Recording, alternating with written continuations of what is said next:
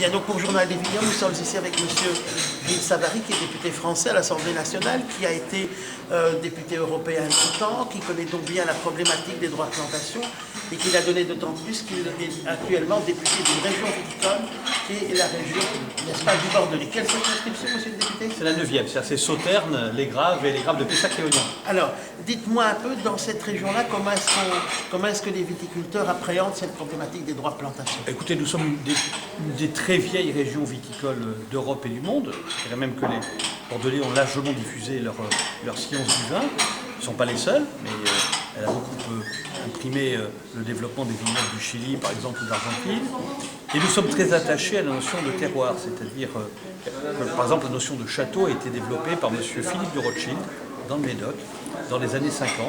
Elle veut dire, par exemple, qu'il y a la traçabilité parfaite, alors qu'on essaie de l'imposer à notre produit agricole, on voudrait la supprimer aujourd'hui.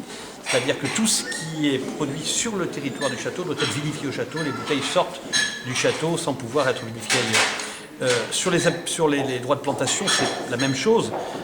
Nous voulons éviter qu'il y ait une banalisation des droits de plantation et qu'on se mette à faire du vin générique partout, y compris dans des endroits où les terroirs sont médiocres, tout simplement parce qu'on y mettrait toute la science de l'œnologie ou de la chimie en faisant des coupages sans origine et sans identité de terroir.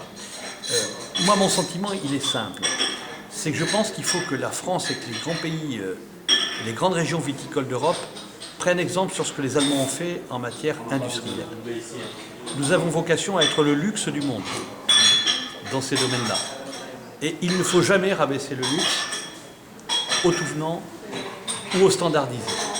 Aujourd'hui, si l'on prend en compte ce que nous propose la Commission, des régulations de la notion de château et de clos, on a failli faire du rosé avec du vin blanc et du vin rouge, c'était au cœur du combat à l'époque.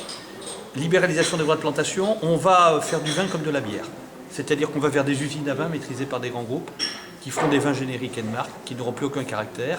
Et après tout, ce qu'on fera en Europe, on sera capable de le faire en Chine et partout ailleurs dans le monde. Donc je crois qu'il ne faut surtout pas prendre cette orientation. Peut-être que dans un premier temps, il y a des vins de bas de gamme qui vont commencer à domestiquer le goût des nouveaux pays consommateurs. Mais demain, nous serons...